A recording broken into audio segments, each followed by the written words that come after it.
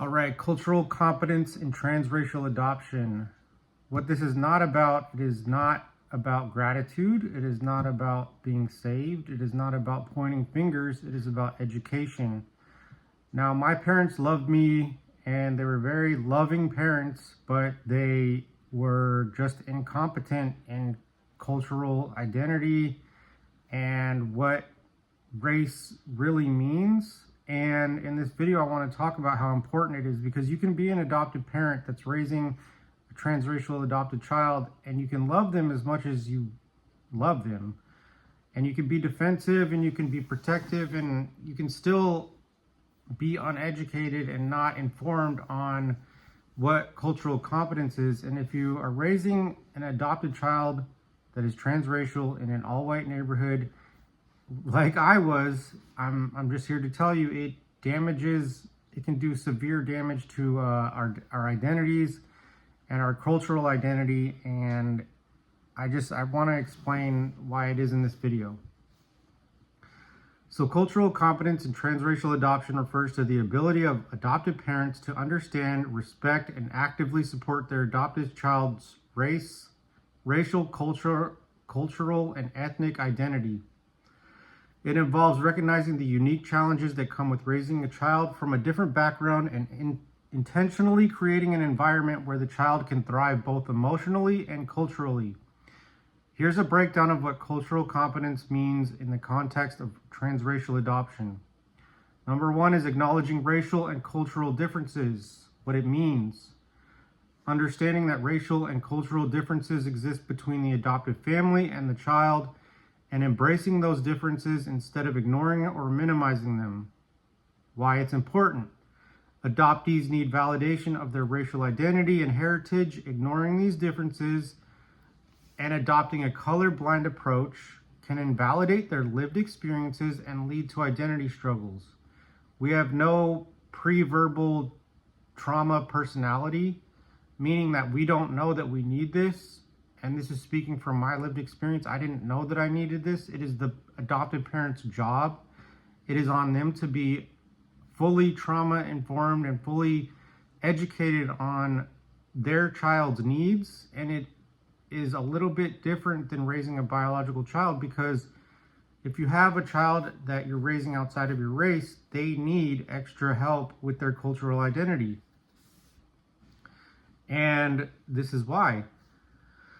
I was raised in a colorblind household and it did nothing to serve me. It damaged me in ways that I'm still trying to unravel and fix. And it's lifelong. Example, parents openly acknowledge their child's racial identity and discuss how it may shape their experiences in the world. Having an open dialogue is vital in your adoptive home. Number two, educating themselves about the child's heritage. This would mean a lot to your child. It would have meant a lot to me to show what it was important to me, was important to my parents. And they still dismiss me that it's a need. They still dismiss me that, they did anything wrong. And it's not my place to tell them they did anything wrong. I'm not here to point fingers. I'm just telling you what my needs are as a transracial adopted child and what other transracial adopted children's needs are. What it means is parents actively learn about their child's birth culture, traditions, history, and language to integrate those elements into their family life. Why it's important, this helps adoptees maintain a connection to their roots and fosters pride in their heritage. Showing what is important to your adopted child is important to you is vital.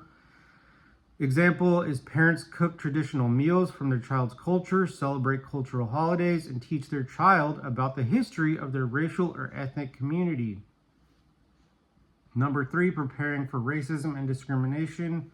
What it means is parents must recognize that their child may face racism or prejudice and prepare them to navigate these experiences confidently and safely. Why it's important, transracial adoptees often grow up in environments where they are racially or culturally isolated. Without preparation, they may feel unsupported or unequipped to deal with the racial bias. Example is parents have age-appropriate conversations about racism and advocate for their child when discrimination occurs at school or in public. And when you see it happening, maybe at the park, Number 4, providing racial mirrors. What it means: ensuring the child is exposed to role models, peers, and communities who share their racial and cultural background. That's why I say it's so important to live in a diverse area and never live in an all-white neighborhood, which is kind of common that I see in adoptive parents because they think that color doesn't matter, when in reality it's not about their adoptive parents, it's about the adopted child and supporting their needs. And why it's important: seeing others who look like them and share their lived experiences help adoptees develop a positive sense of identity and belonging. If you want to raise a healthy and growing adoptee, you have to learn what their needs are. It's not me trying to blame anybody or point the finger or tell a sob story. It's common stuff in transracial adoption and intercountry adoptions, international adoptions. It's just common needs that people want to say we're being ungrateful for. These are needs if you want a healthy child. Example: parents enroll their child in cultural organizations, join diverse communities, or move to more racially diverse neighborhoods. One of the best things I've ever heard of is there's no substitute for racial community, and that's just the truth. There's no substitution for it. Number 5 is encouraging open conversations. What it means is creating a safe space for the child to express their feelings about adoption, race, and identity without fear of judgment or invalidation. And I can tell you what it's like not having that. It's like being in a jail cell about your identity. Like, I was never allowed to speak about anything racial based. The last time I tried to speak about my racial needs, I was told I could have been raised in foster care. There's always been a disconnect between me and my adoptive family because I came off as ungrateful, and this is a common misconception, and it's extremely damaging. So why it's important: transracial adoptees may experience complex emotions about their identity. Open dialogue allows them to process these feelings and feel supported. Example: parents regularly check in with their child about how they're feeling and encourage them to ask questions or share their experiences. Avoiding cultural appropriation. What it means: parents must respectfully incorporate their child's culture without reducing it to stereotypes or superficial gestures. Why it's important: approaching culture with authenticity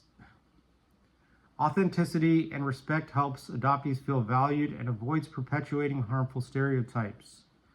Example: parents consult members of their child's birth culture or community to ensure they're honoring traditions appropriately. Number 7 is advocating for systemic change. What it means is parents recognize the systemic inequalities that lead to transracial adoption and to work to address these issues in their communities and beyond. Why it's important: transracial adoption is often a result of societal disparities. Advocating for family preservation and equitable opportunities for marginalized communities and demonstrates a commitment to justice.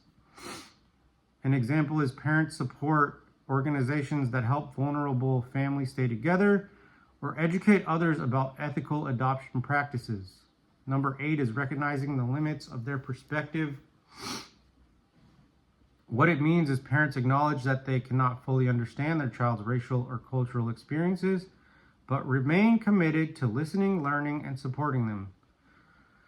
This is so vital. I can't even explain how vital that is.